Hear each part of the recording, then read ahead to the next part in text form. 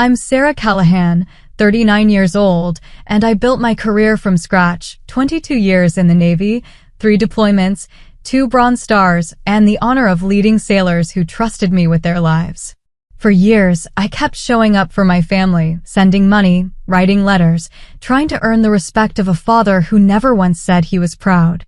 But at his 50th birthday party, when he mocked my service in front of everyone, I made a choice that changed everything. Have you ever been humiliated by someone you gave everything to? If so, share your story in the comments. You're not alone.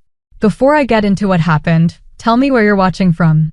And if you've ever had to stand your ground and claim your worth, hit like and subscribe for more true stories about boundaries and resilience.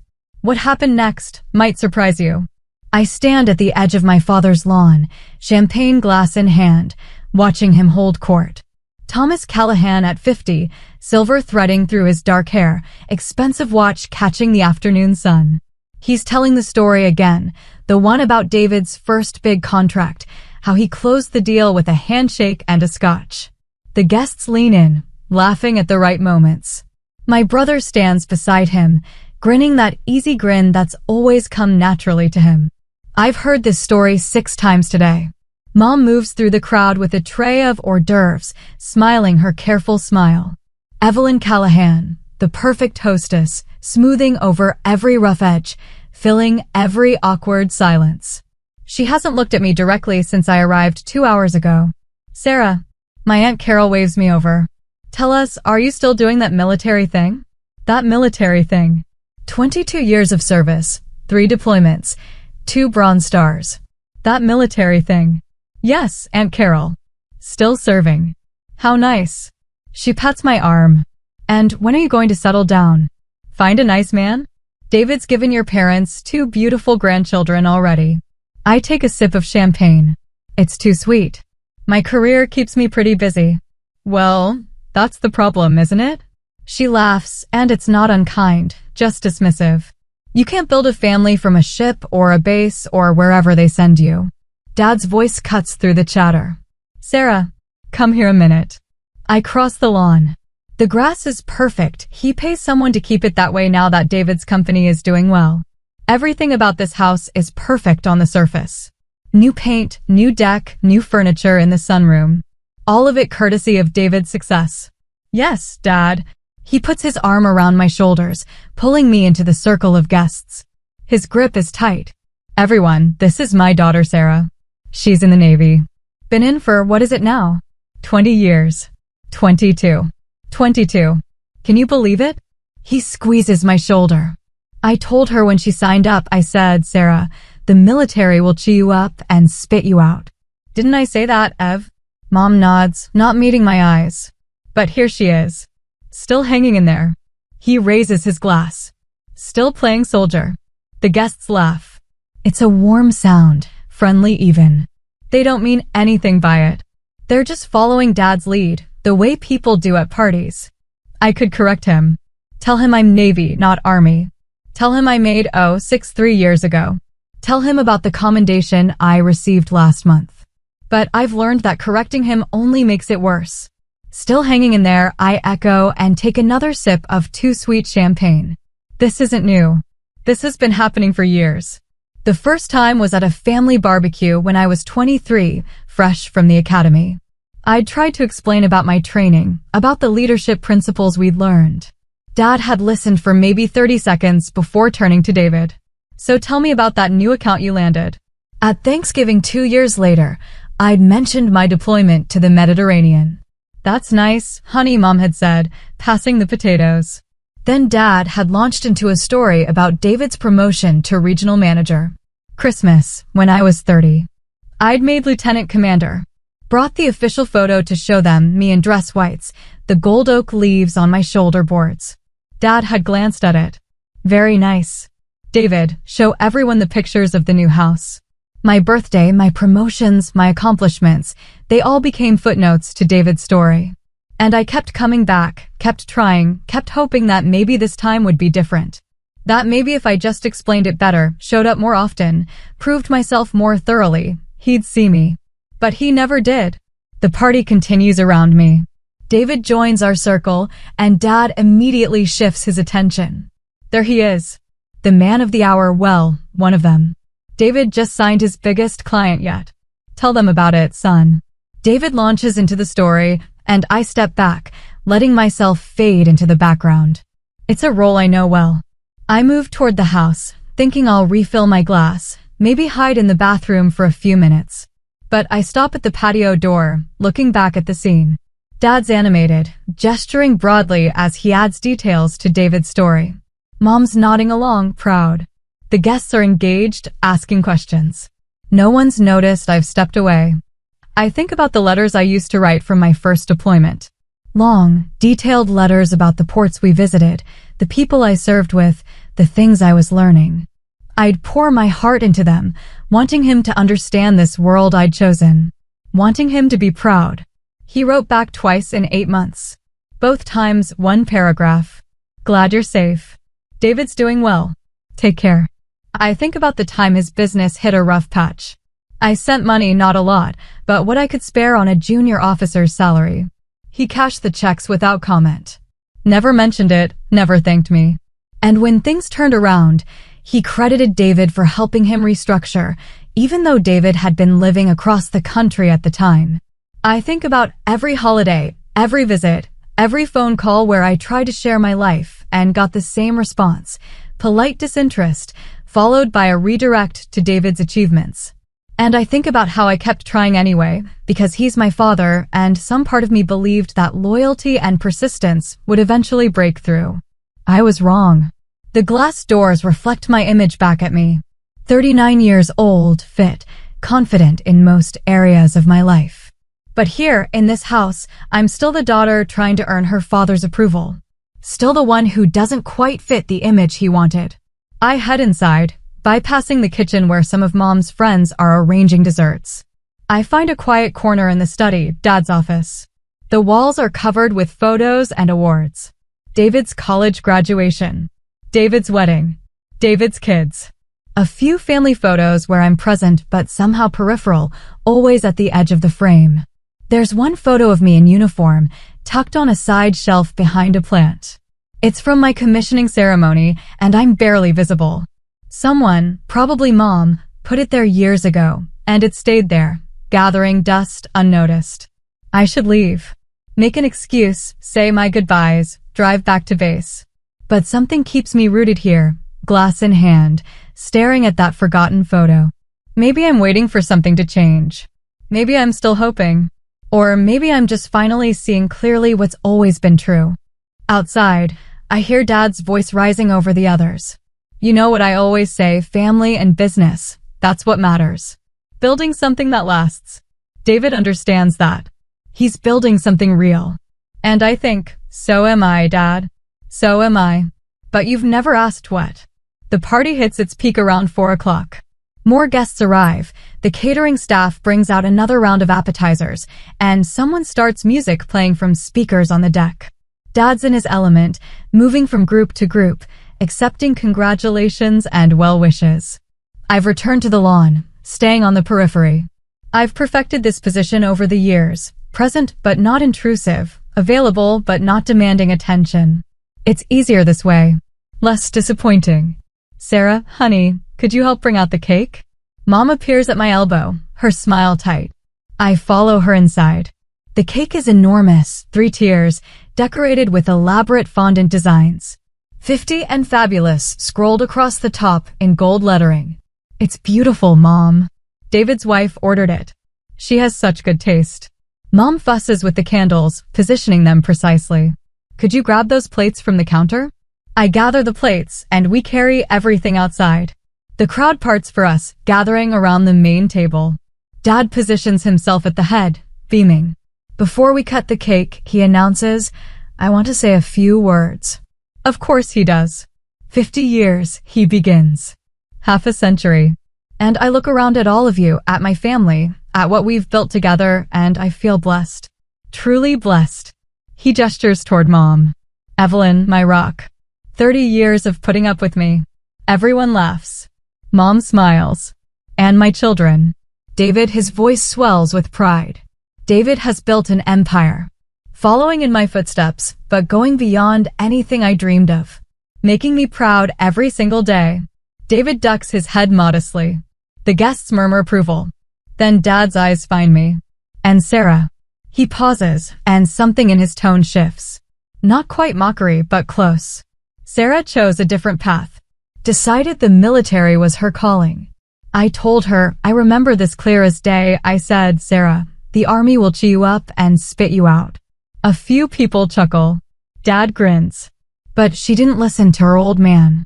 Never did, really. Stubborn, this one. Just kept at it, year after year. He raises his glass toward me. Still waiting to see if I'm right. Still waiting for the army to spit her out. The laughter is louder now. Friendly, indulgent. They think it's just good-natured ribbing, the kind fathers do. David's smirking. Mom's looking at the ground. Aunt Carol gives me a sympathetic shrug. And something in me, something that's been bending for years, accommodating, adjusting, trying to be small enough not to cause problems, finally reaches its limit. I open my mouth to respond. To correct him one more time about Navy versus Army. To mention that I'm not some junior enlisted hoping to make it through my first tour. To tell him that I'm a captain, that I command respect from people who actually know what service means. But I don't get the chance. The windows rattle. At first, I think it's thunder, but the sky's clear.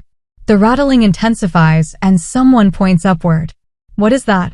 The sound builds, deep and rhythmic. Helicopter rotors. Close. Very close.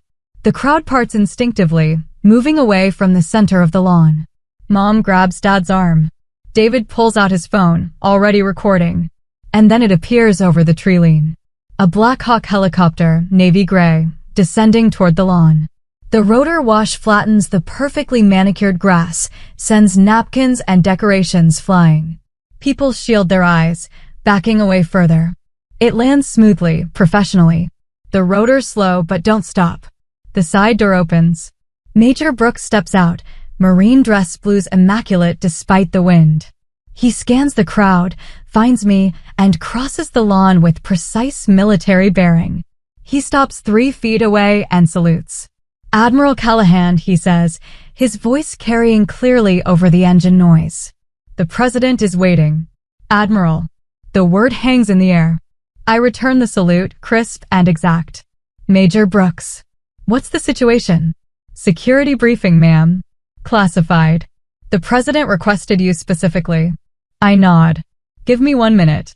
He steps back, waiting at parade rest. I turn to face my father. Thomas Callahan's face has drained of color. His mouth opens, closes. No sound comes out. The crowd is dead silent except for the helicopter. I'm sorry I have to leave your party, Dad. My voice is steady, professional. Duty calls. He finally finds words. Admiral? You're an admiral. Made Rear Admiral 2 years ago. You would have known if you'd read the letters I sent. Mom's crying. Quiet tears, her hand over her mouth. David's frozen, phone's still recording, but his smirk is gone. I look at each of them, these people I've spent decades trying to impress, trying to make proud, trying to be enough for. And I realize something. I don't need to try anymore. The cake looks delicious, I say to Mom. Save me a piece. She nods, unable to speak. I turn to the Major. I'm ready. We cross the lawn together, the crowd parting silently. Behind me, I hear whispers starting, shock rippling through the guests. At the helicopter door, I pause and look back one more time. Dad's still standing by the cake table, frozen. The man who's spent years telling me I wasn't enough, that I'd made the wrong choice, that I'd fail eventually. I don't say anything else. Don't need to. I board the helicopter.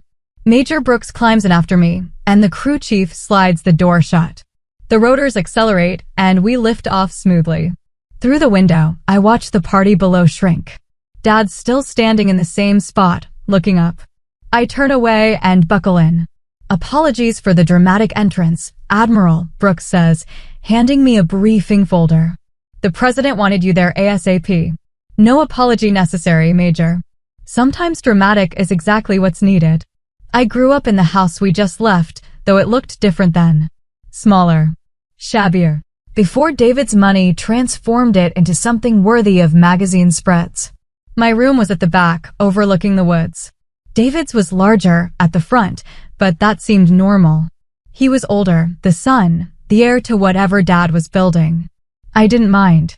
I had my books, my projects, my dreams of something bigger than this small town. Dad ran a regional distribution company. Not glamorous, but solid. He worked long hours, came home tired, smelled like warehouses and coffee. He had pride, though. Pride in his business, his reputation, his position in the community. And he had plans for David. From the time David could walk, Dad was grooming him. Teaching him about inventory, contracts, customer relations. Taking him to the warehouse on Saturdays, introducing him to clients. "This is my son," he'd say. "He's going to run this place someday." I'd tag along sometimes, quiet, observing. Dad never introduced me the same way. If clients asked, he'd say, "That's Sarah. Say hello, Sarah." I said hello. I didn't resent David. It wasn't his fault he was born first, born male, born into Dad's expectations. David was actually kind to me most of the time. Let me hang around his friends, helped me with homework, taught me to throw a football properly. But the difference in how Dad treated us was impossible to miss. When David brought home B's, Dad celebrated. When I brought home straight A's, Dad nodded. Good. Keep it up. When David made varsity baseball, Dad attended every game, cheering from the stands. When I made academic decathlon captain, Dad said he'd try to make the competition, but business always came up. Mom noticed. I think she tried to compensate sometimes, giving me extra attention, praising my achievements privately. But she never contradicted Dad, never pushed back against the imbalance. That wasn't her way. "Your father has a lot of pressure," she'd say. "He's building something for all of us." I accepted that explanation for years. I tried to be understanding, to not be demanding, to prove I was worth his attention through sheer excellence. I became the responsible one. Did my chores without being asked, kept my room immaculate, helped Mom with dinner every night. I tutored other students, volunteered at the library, joined every academic club available. David coasted. Not badly, he was smart enough when he applied himself. But he didn't have to try as hard because Dad's approval came automatically. I earned scholarships. Full ride to college, my choice of schools. I'd worked for it, spent 3 years maintaining perfect grades while working part-time at the grocery store, building the kind of resume that made admissions officers pay attention. Dad's response, "That's good. Saves us money. David's going to need help with his business degree." I chose the Naval Academy. Not to spite him, though I'd be lying if I said his reaction wasn't part of it. I chose it because I wanted purpose. Structure. A place where merit actually mattered. Dad was furious. "You're throwing away your potential," he said. "You could do anything and you choose this?" Following orders, living in barracks, getting shipped off to God knows where. It's called service, Dad. It's called wasting your life. The military will chew you up and spit you out, Sarah. Mark my words. Mom cried, but didn't argue with him. David looked uncomfortable but stayed silent. I went anyway. The academy was hard. Brutal, even. Plebe summer broke people stronger than me. But I survived. More than survived, I excelled. Found out I was good at leadership, good at making hard decisions under pressure, good at bringing teams together. I wrote letters home every week. Told them about my classes, my training, my growing understanding of what it meant to serve something larger than yourself. Dad's responses were sporadic. One paragraph, usually about David's accomplishments. David made Dean's List. David got an internship with a Fortune 500 company. David's dating a nice girl from a good family. My graduation from the academy should have been a proud moment. I stood in front of Bancroft Hall with my classmates, tossing our covers into the air, officially commissioned as ensigns in the United States Navy. Mom came. David came, brought his new girlfriend. Dad found an excuse. Business emergency. He sent a card. Congratulations. Make us proud. I told myself it didn't matter. I was part of something bigger now. I had brothers and sisters in arms who understood, who celebrated with me, who had my back. But it did matter. It mattered a lot.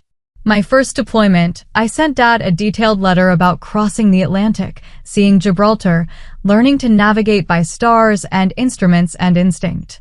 I told him about the responsibility of standing watch, knowing that my decisions affected everyone aboard. He sent back 3 sentences. Glad you're safe. David got engaged. We're planning a big wedding. I went to the wedding. Stood in the reception line in my dress whites, feeling like an exotic bird in a room full of business suits.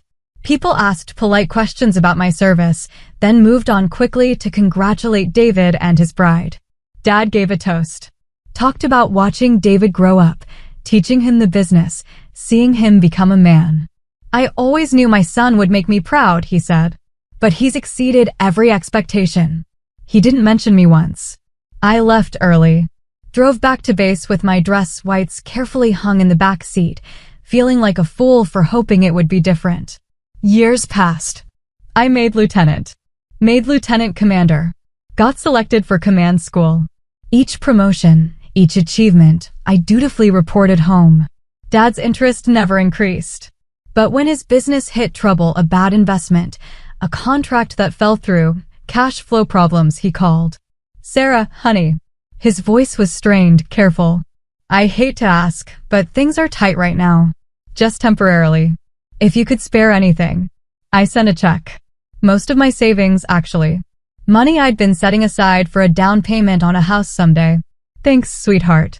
I'll pay you back soon. He never did. 6 months later, business turned around. Dad credited David with helping him restructure, with bringing in new clients, with saving the company. David was living in California at the time. I was the one who'd sent money. I was the one who'd called every week to check on him, who'd listened to his stress, who'd offered what help I could. But David got the credit. I could have said something. Should have, maybe. But what was the point? It wouldn't change anything. Dad saw what he wanted to see. So I stopped trying to make him see differently. I focused on my career instead. Made commander, then captain. Got command of my own vessel. Led men and women through deployments, through storms, through situations where the wrong decision could mean lives lost. I was good at it. Better than good. My fitness reports reflected that. My commanding officers recognized it. The Navy recognized it. Just not Dad. Mom would call sometimes, ask how I was doing. I'd tell her about my work, carefully, the parts one could share.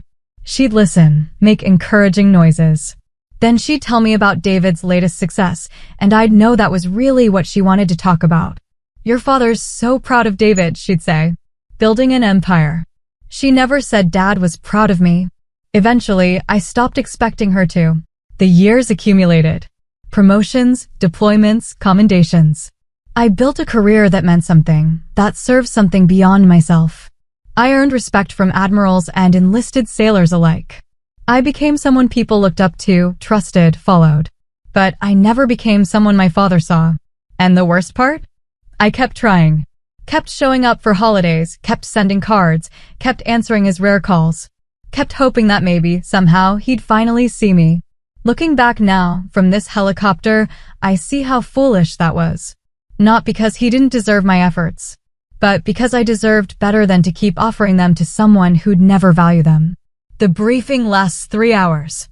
Crisis in the Mediterranean. American interests threatened.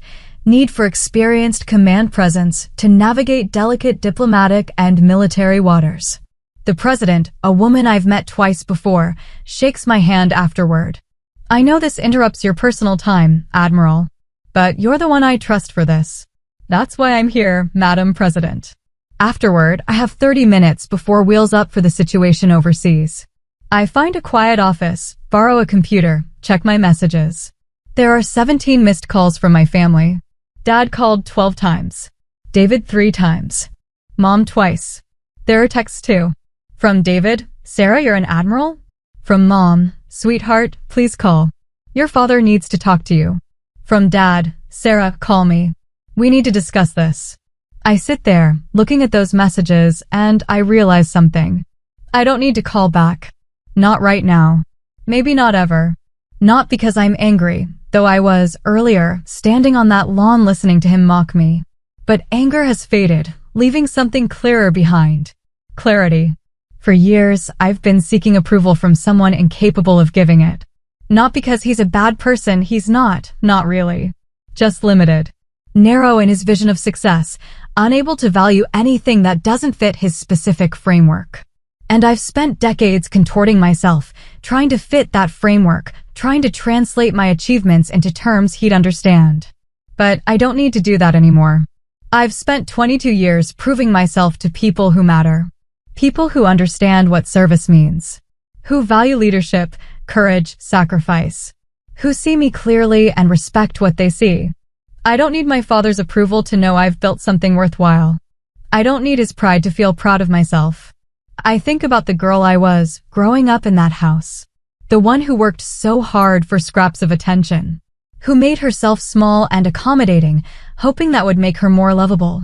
I think about how she'd feel, knowing she became an admiral. Knowing she earned respect from the President of the United States. Knowing she built exactly the life she dreamed of, even when everyone doubted her. She'd be amazed. Proud. Maybe a little vindicated. I hope she'd also be relieved to finally stop seeking approval from someone determined not to give it. There's a knock on the door. Major Brooks. 10 minutes, ma'am.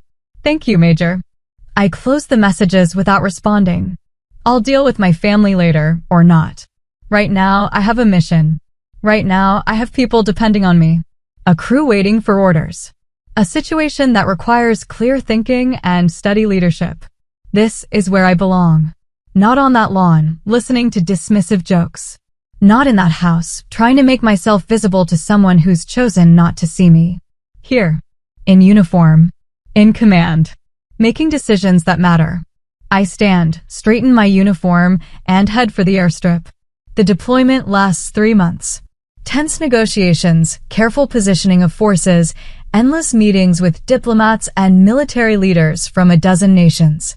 The situation resolves without shots fired, without American casualties, without international incident. The president calls it a textbook operation.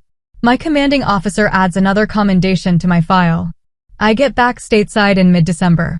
The base is decorated for holidays, garlands on the gates, wreaths on doors. There's a welcome home ceremony, but it's low-key. My staff knows I prefer it that way. I check my messages once I'm in my office. The calls from my family stopped after the first week. There are a few emails instead. From David, Dad's pretty shaken up. Maybe call him. From Mom, hope you're safe, wherever you are. Love you. From Dad, nothing directly to me. But Mom forwarded something he sent her. I can't believe Sarah let me look like a fool in front of everyone. After all I did for her. I read that line 3 times. After all I did for her. Raised me, yes. Fed me, housed me, paid for things before my scholarships kicked in. Basic parental responsibilities, fulfilled adequately if not warmly. But what did he do for me beyond that? What encouragement did he offer? What pride did he show? What support did he give when I chose a path different from his expectations? He wanted me to feel grateful. To stay bound to him through obligation. But obligation without respect isn't a healthy foundation for any relationship. I don't respond to the email. Christmas approaches. Mom calls, asks if I'm coming home for the holidays. I don't think so, Mom. I have duty over New Year's, and I need to catch up on things here. Your father wants to see you. Her voice is careful. He wants to talk. About what? Silence. Then, quietly, he's struggling with what happened. With finding out about your rank from everyone else.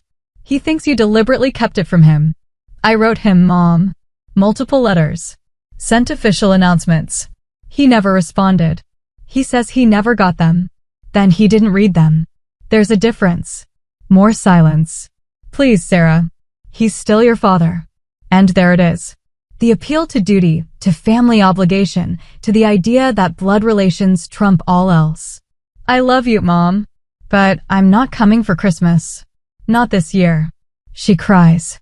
Soft, guilty-making tears. I've heard them before. I need to go, I say gently. I'll call you after the holidays. I hang up before she can protest further. David calls an hour later. Come on, Sarah. Don't be like this. Like what? Punishing Dad for being Dad. Yeah, he was an ass at the party. Yeah, he should have paid more attention over the years. But you're being dramatic now. Dramatic. Because enforcing boundaries is dramatic. Because expecting basic respect is asking too much. David, Dad spent my entire life telling me I was making a mistake. He mocked my career at every opportunity. He compared me unfavorably to you constantly. And when I finally had visible proof of success, his response was to feel embarrassed that he looked foolish. He's proud of you. He just doesn't know how to show it. No, David. He's not proud. He's shocked. There's a difference. Jesus, Sarah. He's our Father. Families forgive each other. Forgiveness goes both ways. Has he apologized? Pause. He's old school. You know he doesn't do apologies. Then he doesn't do reconciliation either. So that's it? You're just cutting us off. I'm not cutting you off, David. You and I are fine.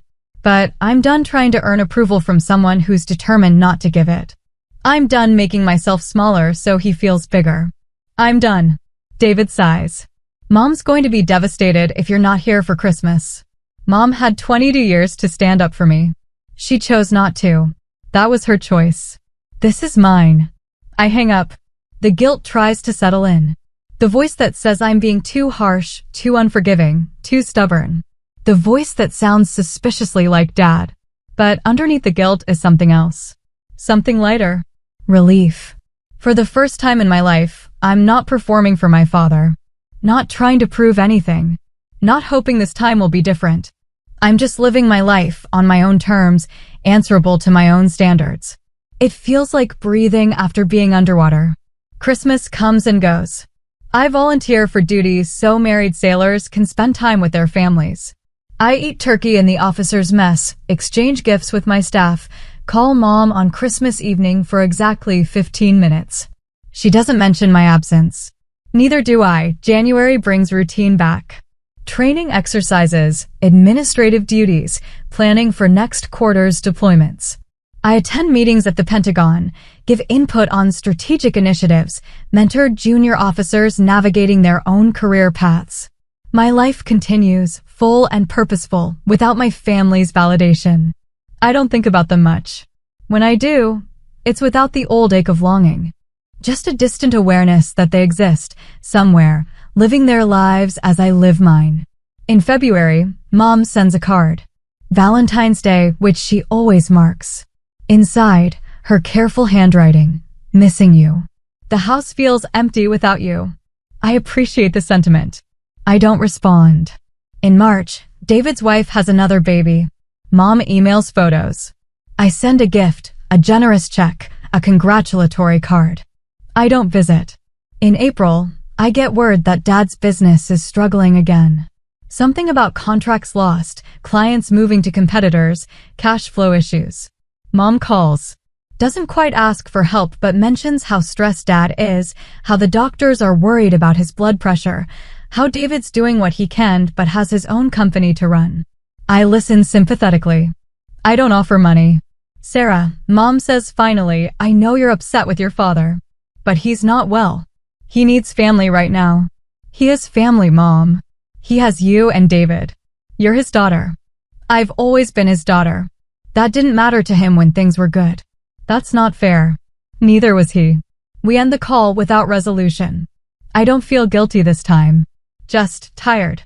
Tired of the same patterns, the same appeals, the same expectation that I should sacrifice my boundaries for the sake of family peace.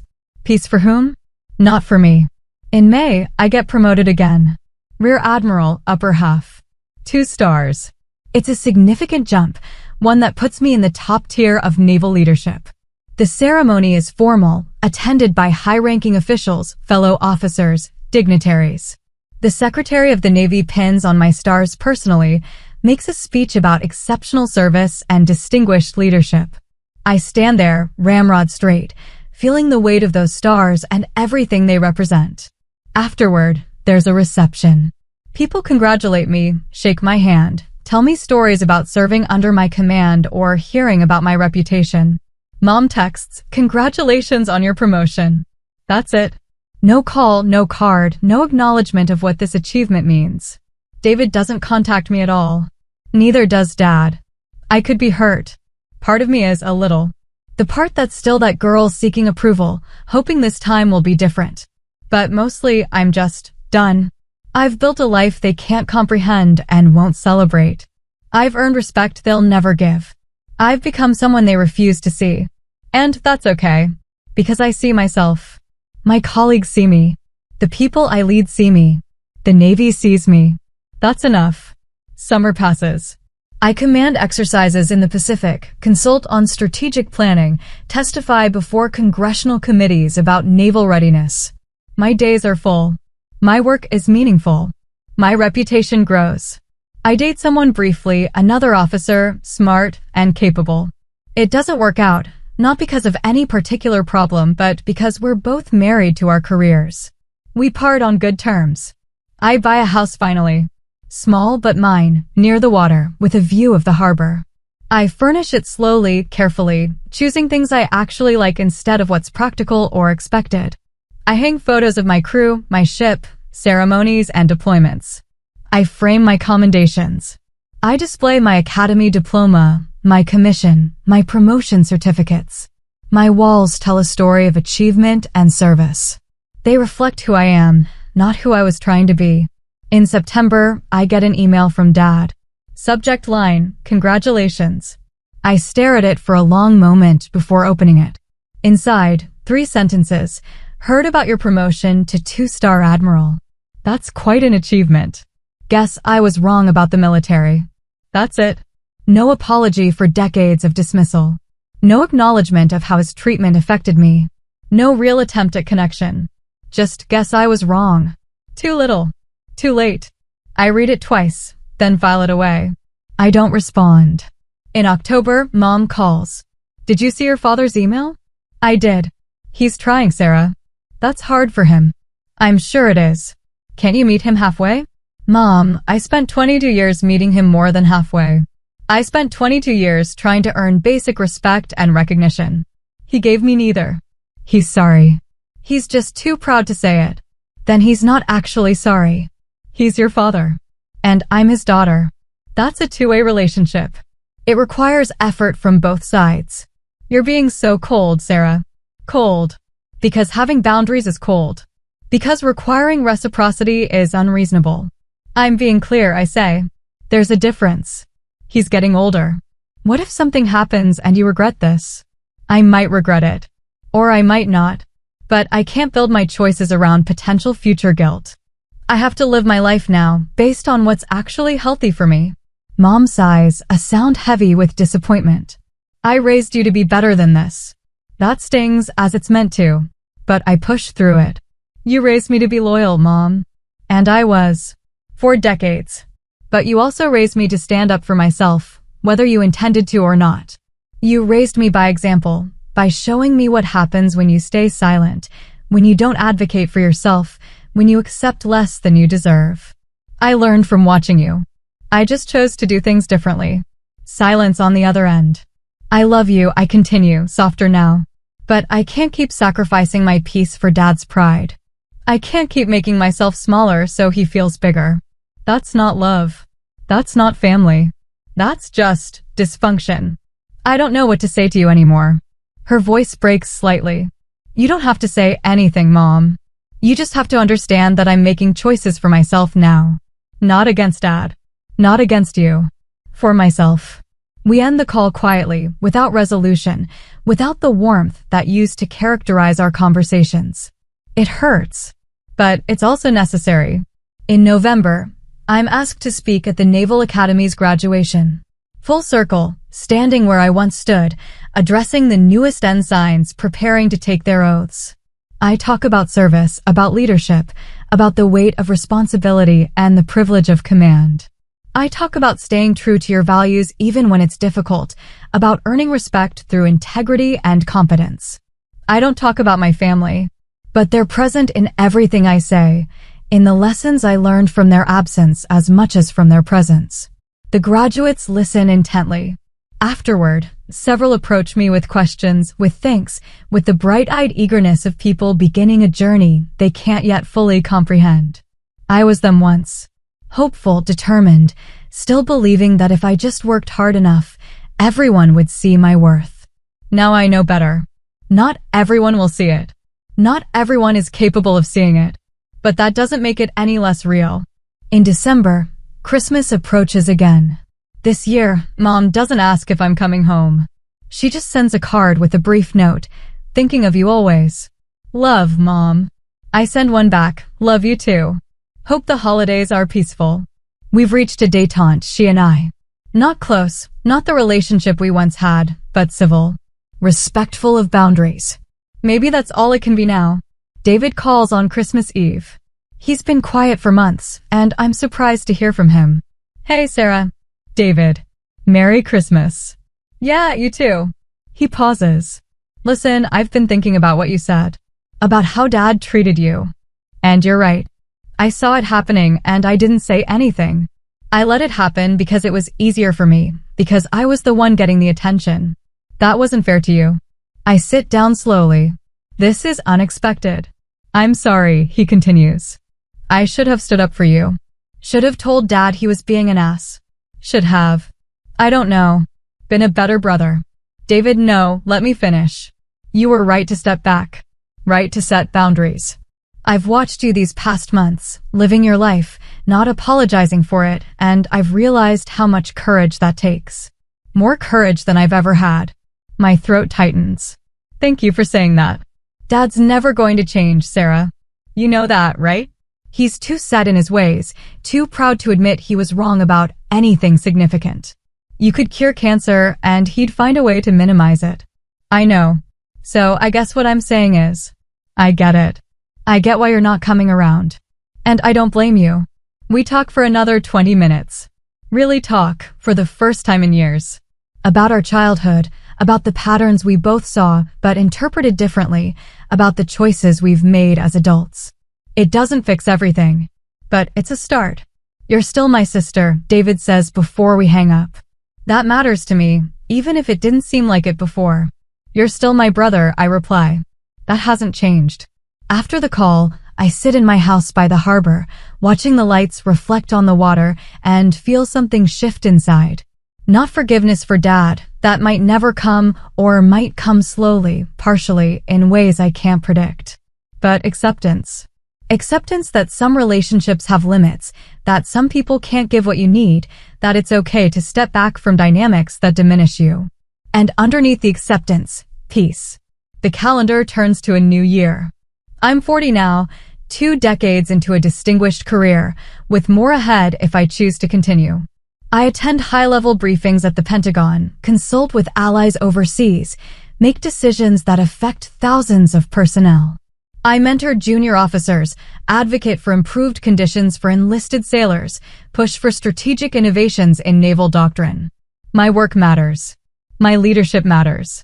My voice carries weight in rooms where national security is decided. This is what I've built. This is who I've become. In February, I'm invited to speak at a leadership conference. Military and civilian leaders from across the country discussing challenges and best practices. I'm on a panel about navigating organizational dynamics and maintaining integrity under pressure. Someone asks, how do you handle situations where your values conflict with those in positions of authority over you? I think about my father. About years of navigating his dismissal while trying to maintain relationship. About finally choosing myself over his approval. You have to decide what you're willing to compromise and what you're not, I say. Early in my career, I believed that persistence and excellence would eventually win over anyone's skepticism. I thought if I just proved myself thoroughly enough, everyone would come around. The audience leans in, attentive. But that's not always true. Some people are invested in their initial assessment of you. Changing that assessment would require them to admit they were wrong, and for some personalities, that's impossible. So you have to make a choice. Keep performing for an audience that refuses to applaud, or redirect your energy toward people and environments that recognize your value. How do you know when to stop trying? Someone asks. When the cost of continuing exceeds the benefit. When you realize you're sacrificing your integrity, your peace, or your self-respect for the approval of someone who's demonstrated they won't give it. That calculation is different for everyone. But at some point, you have to ask yourself, Am I doing this because it's healthy and reciprocal, or because I'm afraid of what it means if I stop? The room is quiet. I can tell the question resonates beyond just professional contexts. The hardest boundaries to set are often with people we love, I continue. Family, longtime friends, mentors. Because we want to believe that loyalty and persistence will eventually change things. But sometimes the most loving thing for them and for yourself is to step back and stop participating in a dynamic that diminishes both of you. After the panel, several people approach me privately. They share stories of their own difficult relationships, their own struggles with boundaries, their own journeys toward choosing themselves. I listen, offer what perspective I can. And I'm reminded that the lessons I learned on my father's lawn aren't just about him and me. They're universal struggles, played out in families and workplaces and communities everywhere. Choosing yourself isn't selfish. Sometimes it's survival. In March, I receive an unexpected package. No return address, but the postmark is from my hometown. Inside, a letter and a photograph. The photo is old, faded. Me at maybe 7 or 8, standing next to Dad in the warehouse. I'm wearing oversized work gloves, holding a clipboard, looking up at him with absolute adoration. He's mid-laugh, hand on my shoulder, caught in a moment of genuine warmth. I don't remember this day. Don't remember him laughing with me like that, including me in his world. But apparently it happened. At least once. The letter is from Dad. His handwriting shaky, age or emotion, I can't tell. Sarah, I found this photo in an old box. I'd forgotten about it. You used to come to the warehouse sometimes when you were little, before David got old enough to take an interest. You'd follow me around, asking questions about everything. I called you my little supervisor. I don't know when I stopped seeing you. When you became the daughter I didn't know how to talk to instead of the little girl who thought I hung the moon. Maybe when you started choosing things I didn't understand. Maybe when you stopped needing me the way you used to. I'm not good at apologies. Never have been. Your mother tells me I should say sorry for how I treated you, for the things I said at my party and all the years before. She's probably right. I was proud of you. I am proud of you. I just didn't know how to show it when you were doing things so different from what I knew. It felt like you were leaving, choosing something else over family, over me. I know that's not what you were doing. But that's how it felt. I handled it badly. Pushed you away instead of trying to understand. Made jokes instead of asking questions. Compared you to David because his path made sense to me and yours didn't. An admiral. 2 stars. The president calling for you personally. I spent weeks after that party trying to understand how I missed it. How I didn't see what you were becoming. But I did miss it. Because I wasn't looking. Because I decided early on that your choice was wrong, and I never reconsidered that decision even when evidence piled up against it. You don't owe me anything. You don't owe me your time or your forgiveness or your presence. You gave me all of that for years, and I squandered it. I'm sending this because I found the photo and remembered who we used to be to each other. Before I ruined it. Before my pride got in the way of my love. I don't expect anything from you. I just wanted you to know that I see you now. Finally. Too late, maybe. But I see you. I'm sorry, Sarah. For all of it. Dad, I read the letter 3 times. Each time, different emotions surface. Anger at how long this took. Sadness for the years we lost. Relief that he finally understands. Wariness that this might be temporary. And underneath it all, grief. For what we could have been and weren't. For the relationship we should have had but didn't. I set the letter aside and pick up the photo. Look at that little girl with her oversized gloves and her adoring gaze. She deserved better than she got. But she became something extraordinary anyway. I sit with the letter for days.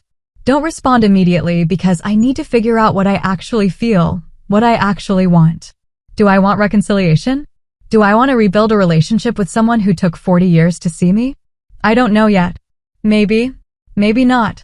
But I know this. If we rebuild, it will be on terms that respect us both. Not me performing for his approval. Not him grudgingly acknowledging my existence. Something real, equal, mutual. Or nothing at all.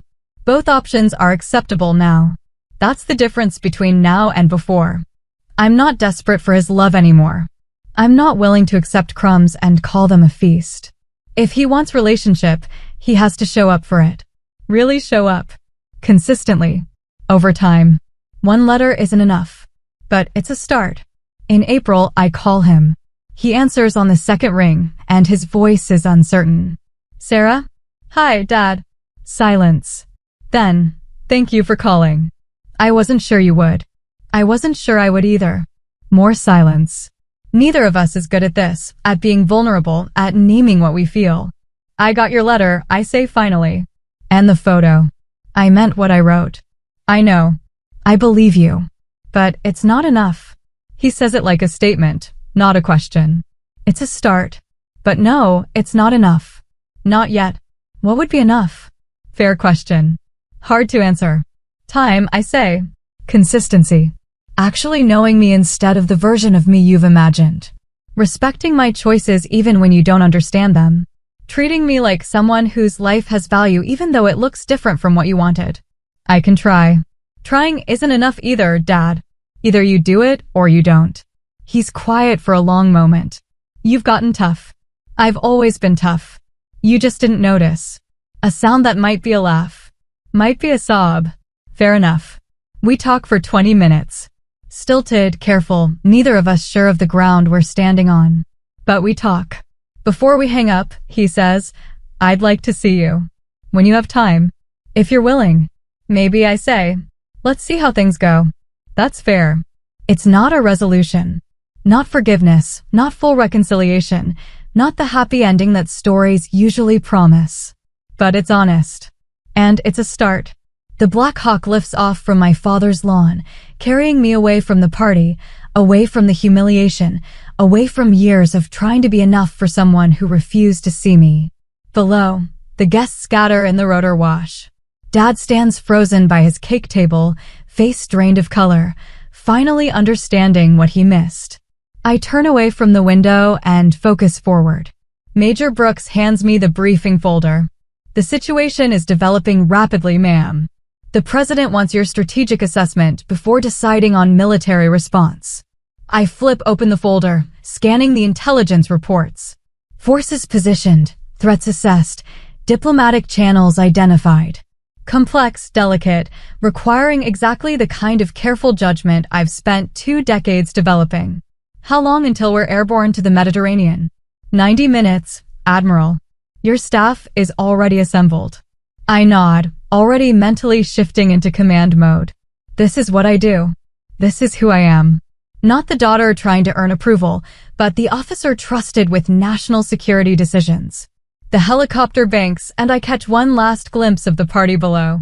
People are crowding around Dad now, probably asking questions, probably stunned by what just happened. I don't feel triumphant. Don't feel vindicated or satisfied by a shock. I just feel clear. For years, I measured my worth against his inability to see it. I made his approval the metric for my success. I let his dismissal define my value. But worth isn't determined by who refuses to acknowledge it. Success isn't measured by who chooses not to celebrate it. I built something extraordinary. Not for him. Not despite him. Just built it. Because it was my calling, my path, my choice. And whether he ever acknowledges that or not doesn't change its reality. The helicopter climbs higher. The estate shrinks below us, becoming just another property in a landscape of properties. Insignificant from this altitude. Just one small piece of a much larger world. My world is bigger now. My life is fuller. My purpose is clearer. I spent decades seeking his approval, trying to translate my achievements into terms he'd understand, hoping he'd finally see me. I don't need that anymore. Because I see myself. I see the little girl who dreamed of something more, who refused to be confined by others' expectations, who chose the harder path because it called to her. I see the young ensign who learned leadership through trial and error, who earned respect through competence and integrity, who never compromised her values for easier advancement. I see the commander who held lives in her hands and never took that responsibility lightly, who made hard decisions with clear eyes, who led with both strength and compassion. I see the admiral who earned 2 stars through decades of exceptional service, who sits in rooms where national policy is shaped, whose judgment is trusted by the highest levels of government. That's who I am. That's what I built. And it doesn't need his validation to be real. The briefing folder contains details of ships, forces, diplomatic complications. I absorb the information quickly, my mind already working through scenarios and strategies. This is what matters. This moment, this mission, this responsibility. Not the party behind me. Not the approval I'll never get. Not the family dynamics I can't fix. This. Major Brooks glances over. You all right, Admiral? I close the folder and meet his eyes steadily. I'm exactly where I need to be, Major. He nods, understanding in a way civilians might not. This is the life we chose. The life we built. The life we earned. Sometimes the best answer isn't confrontation. Isn't the dramatic speech or the satisfying comeback. Isn't forcing people to see what they're determined to miss. Sometimes the best answer is simply living in a way that makes ridicule impossible. Being so undeniably successful, so clearly excellent, so thoroughly respected that dismissal becomes absurd. Not for revenge. Not to prove anything. Just because that's who you are. The helicopter levels out, heading toward the airfield where a larger aircraft waits to carry me overseas. Toward crisis management, toward command decisions, toward the work I've spent my career preparing for.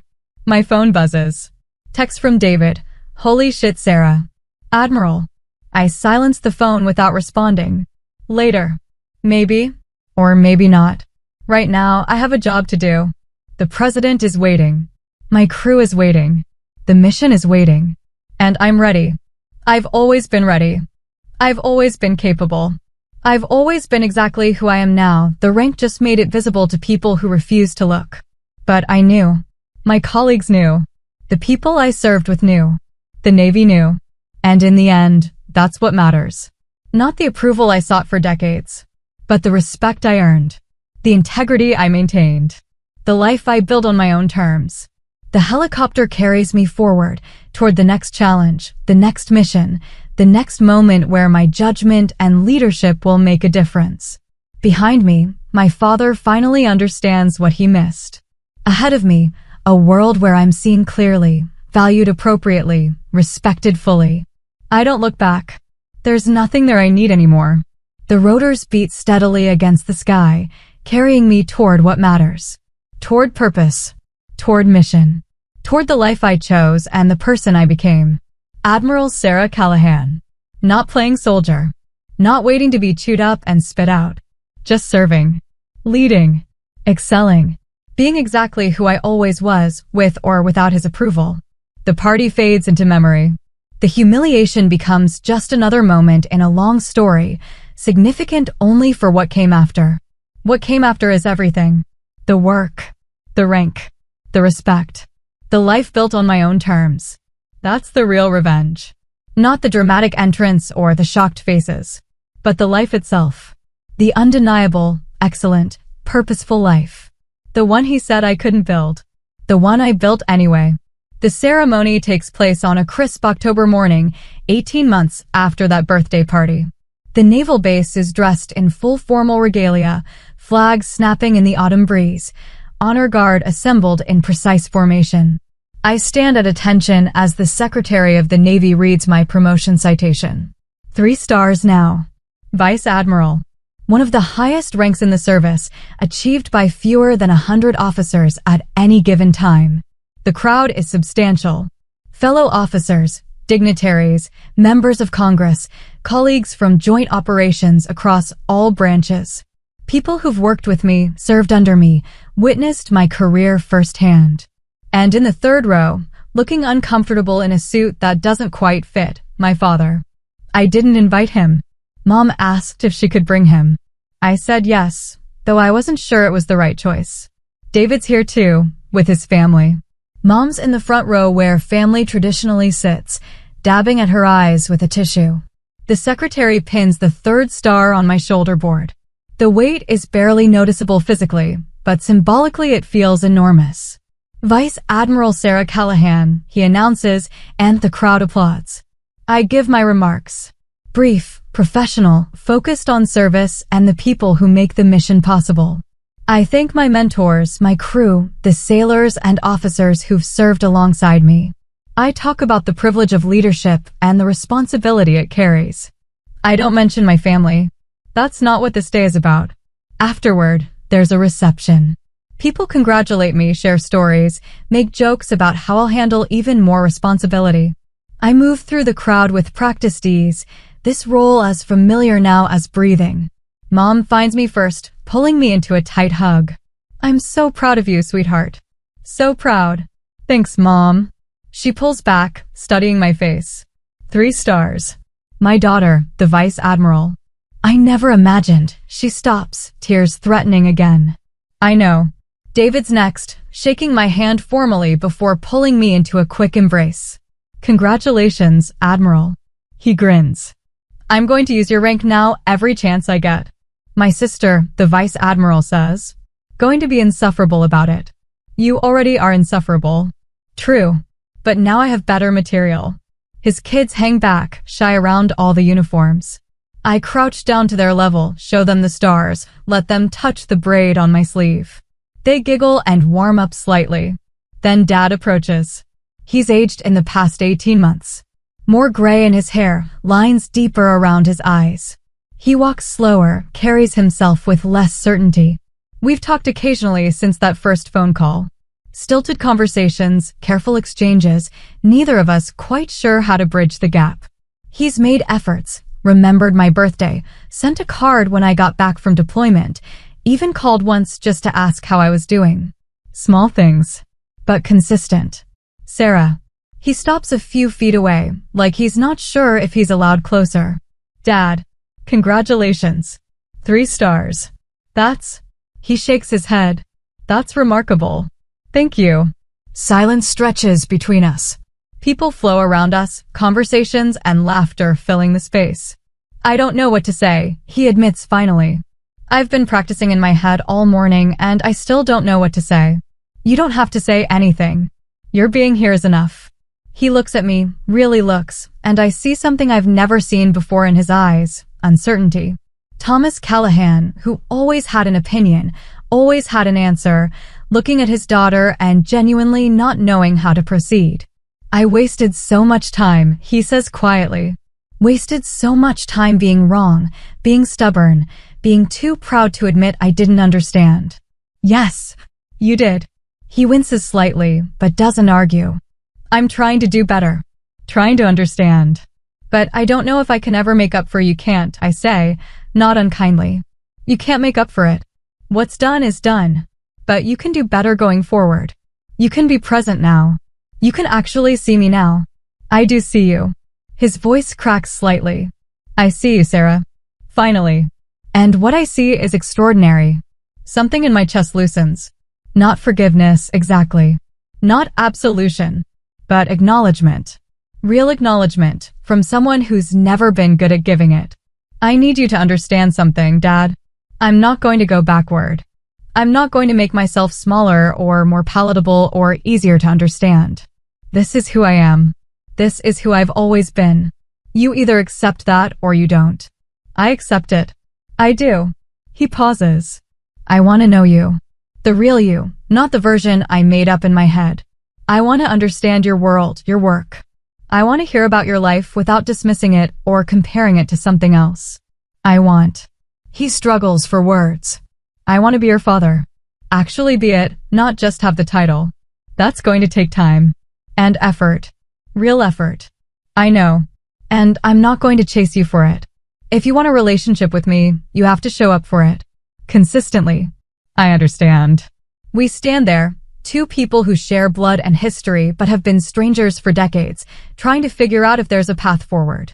I'm going to ask you questions sometimes, he says. About your work, about the Navy, about things I don't understand. And I need you to be patient with me because I'm genuinely ignorant about most of it. I can do that. And I'm going to mess up. Say the wrong thing, make assumptions. I'm going to be learning, and that means mistakes. As long as you're actually learning from them. He nods. I will. I promise I will. A promise from Thomas Callahan. I don't know if it means anything yet, but it's more than I've ever gotten before. Okay, I say. We'll see how it goes. That's fair. He extends his hand. Formal, uncertain. I take it. Shake once, firmly. Congratulations again, Sarah. You've built something incredible. I'm sorry it took me so long to see it. So am I. He nods and steps back, returning to where Mom's waiting. She takes his arm, gives me a small smile over her shoulder. David appears at my elbow. That looked intense. It was. Think he means it? The trying to be better thing. I think he wants to mean it. Whether he can actually do it remains to be seen. And if he can't? I watched Dad across the room, talking to one of my colleagues who's apparently explaining something about naval operations. Dad's listening, actually listening, asking questions. Then I'll be fine, I say. I've built a life that doesn't require his approval. If he wants to be part of it, genuinely part of it, there's room. But I'm not going to shrink that life to accommodate him anymore. David's quiet for a moment. You've changed. These past couple years. You're, I don't know, more solid somehow. I stopped performing. Stopped trying to be what other people needed me to be and just started being who I am. It suits you. The reception continues around us. I'm pulled away for more photos, more conversations, more congratulations. It's hours before the crowd thins and I can finally step outside for air. The sun's setting, painting the sky in oranges and purples. I stand on the steps of the officers' club, 3 stars on my shoulders, looking out over the base that's been home for so many years.